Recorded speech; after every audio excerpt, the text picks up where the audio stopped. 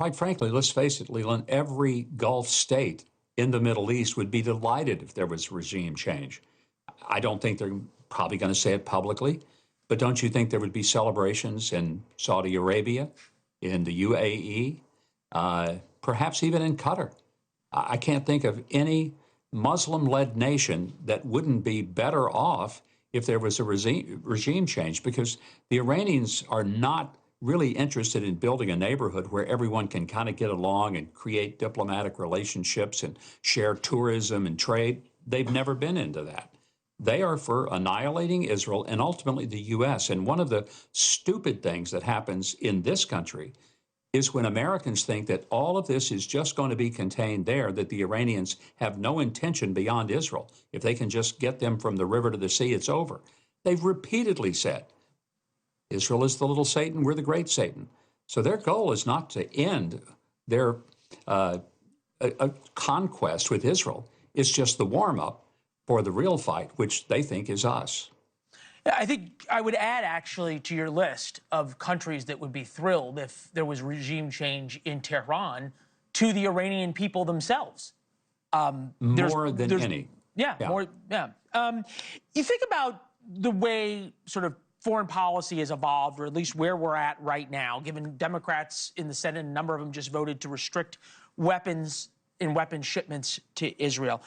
Democrats want to restrict Israel and give Ukraine unlimited weapons, time, money.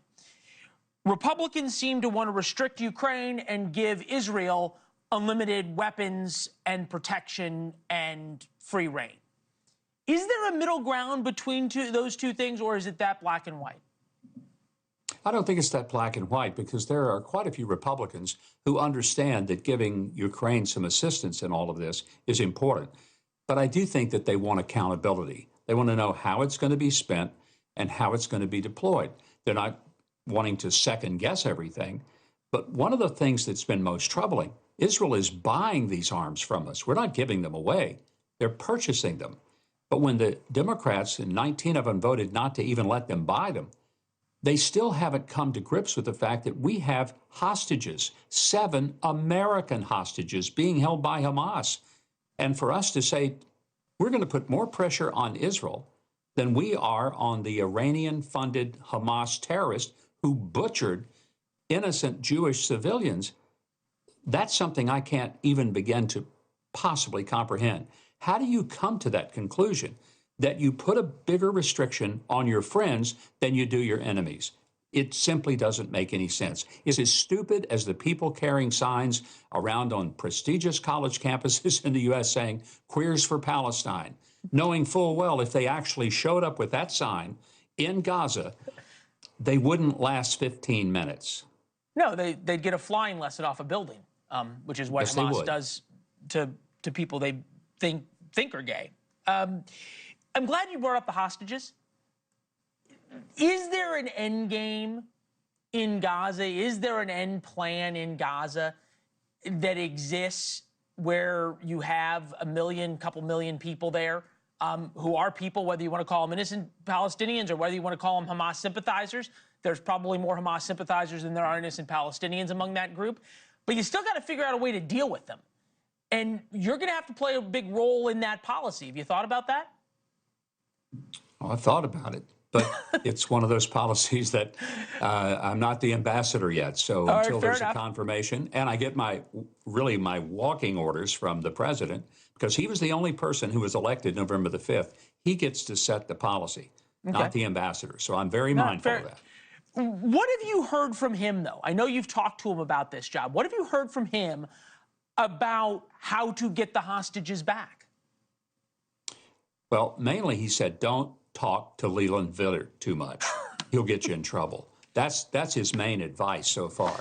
But all kidding aside, Leland, I think what has to happen, this is front and center. Those hostages aren't released. There's no discussion beyond that. That has to be first. This nonsense about let's have a ceasefire, then we'll talk hostages. No. That's totally backwards. That's like trying to make the mule go in reverse. It doesn't work. It has to be that those hostages must be released and accounted for. And then and only then should Israel or anyone else even entertain the notion of step two. Step one, end this, end the carnage, end the hostage taking. It's 413 days. And there are 7 Americans. I keep wanting to repeat that because I think a lot of people don't even realize that we have Americans being held hostage for that length of time. And that's unacceptable. I'm glad you're talking about it because it's so easy to forget that and to realize what those families go through and have been going through each one of those days. Thanks for watching. Go to joinnn.com to find NewsNation on your television provider.